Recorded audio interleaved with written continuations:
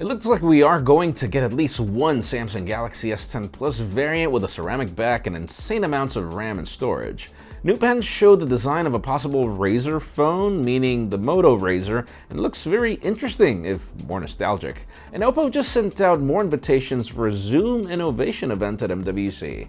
I'm Jaime Rivera, it is raining, it is Monday, and that, hopefully, is a sign of a good week. This is Pocketnow Daily.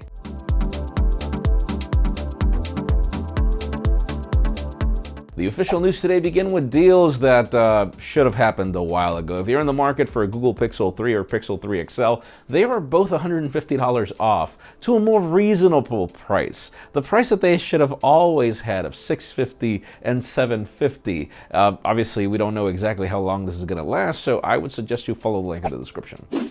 Now, let's talk about another thing that's proof that Apple is finally waking up and smelling the coffee.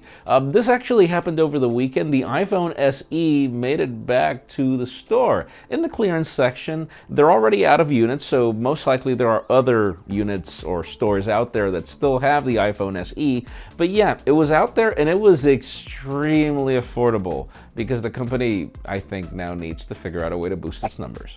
Now, how about if we move the spotlight over to Oppo, as the company has just sent out press invitations for an event on February 23rd at MWC. We are definitely going to be covering this, and well, the company is teasing something focused on zooming, and if you remember 2 MWCs ago, the company showed us their periscopic technology, so I think it has to do with something that's there. Rumors have it 10x optical zoom, but we'll see. Now, let's talk about Motorola and the Moto Razor, as we've got some patents, and I highly recommend you see them, particularly if you ever owned a V3, because it seems that this phone looks pretty much like a V3 with an external display whenever it's closed. Then it opens up to be the full clamshell phone. It pretty much mimics the exact design of the V3, and because this thing is so thin, I'm really looking forward to this phone. I actually like what I see. I think that this is what Moto needs to do. It's old, but it was innovative back then, so why not do it again? Let's see if it happens.